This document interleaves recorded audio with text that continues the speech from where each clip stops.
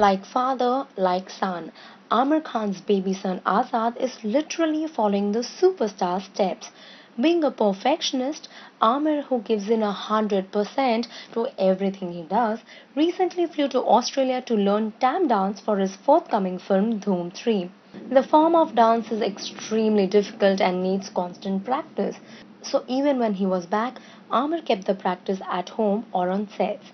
Azad, who was often around his dad, as mom Kiran was traveling to Northeast, used to keenly observe him. Amir, who was playing a hands-on father with Kiran away, also took him on sets. Azad seems to be a quick learner as he picked up the steps really well.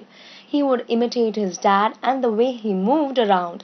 Amir thoroughly enjoyed the sight when he saw Azad copying him. Both the father-son duo seemed to bond over dancing in Mama Kiran's absence.